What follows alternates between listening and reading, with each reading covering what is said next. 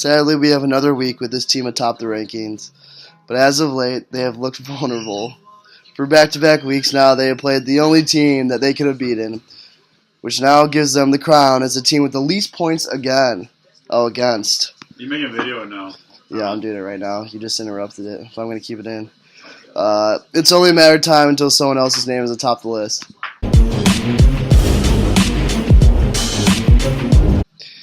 Impressive week with this group showing it knows how to win with its second best player on a bye. No one individually stood out, but they were able to hold off Carson Wentz and pull out a hard-fought, gritty win to bring the streak to 4. It was a week to forget for the wide receivers on this team, barely topping 10 points as a group. But this team seems to always find other players who want to step up and be the weekly MVP. This past week, it was waiver pickup Derek Carr, showing us why he was an NFL MVP candidate going into the year. It's going to be a tough week with Todd on the bench, but knowing this organization, it could still find a way to get its 5th win. With its best player down, this owner knew he had to dig deep to pull it a win. This time, he dug into his pockets and paid the judge for the Zeke case to take a vacation. The plan worked as Zeke barreled his way for over 200 yards in the week's high score. However, for the second consecutive week, their quarterback was lost for the year. That's an issue, but with Zeke still innocent and other pickups like Evan Ingram, this team still looks good.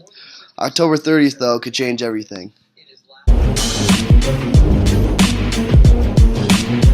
Radio hosts around the Amari Village were demanding an apology from the commissioner for saying they were one of the fake IDs of fantasy football. They didn't get an apology, but they put on a show. The 150.1 showing was the highest of the year, skyrocketing them up the points for category. Still, I'm not convinced.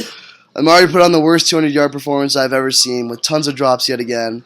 Jordan Reed should be injured any play now, and Jamal Charles is still your second running back. It's going to take more than one good week to get an apology from me.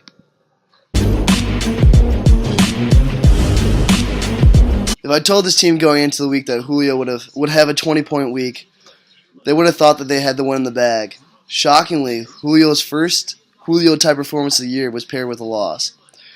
Problems are now with the running back group. Jay Ajayi's show last week was in fact a fluke, as he was giving 23 carries and barely topped 50 yards. On top of that, Carson Palmer's injury drastically limits Fitzgerald's value, and the Broncos' entire offense looks just as shitty as the Cardinals are about to look. This team might need some more monster weeks from Julio to get their wins.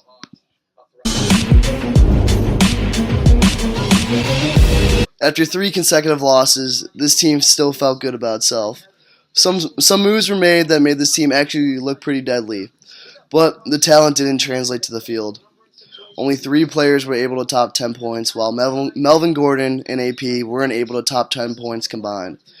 The good news is DeAndre Hopkins comes back from a bye, which could spark some life for this team. The bad news is that spark needs to come fast.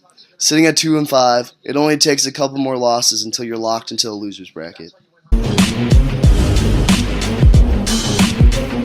While this squad got production from its main playmakers, the main problem for this team is the role players. Frank Gore is on his last legs, and it is clearly showing.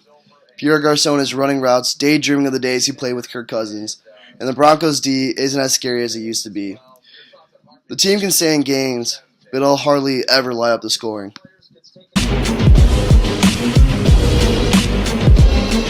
It felt like a hole this team would never be able to escape, but suddenly this group has risen out of the bottom 3.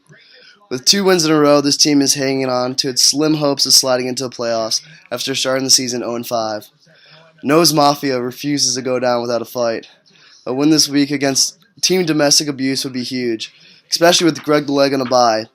Could we be witnessing history? This team looked like it would actually complete the comeback and take down the second-ranked team on this list. But Carson Wentz couldn't pull out a 40-burger. So why does this team fall down after a competitive game with a highly ranked opponent? Because besides Carson, this team showed me nothing.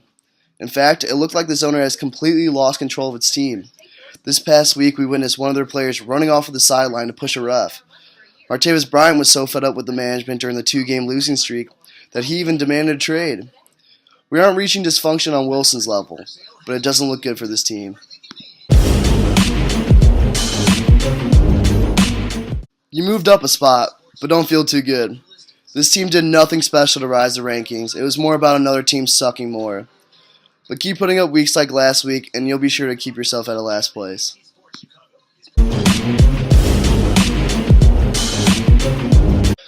All you had to do was put up 87 points, and I would have looked like a dumbass. But you didn't.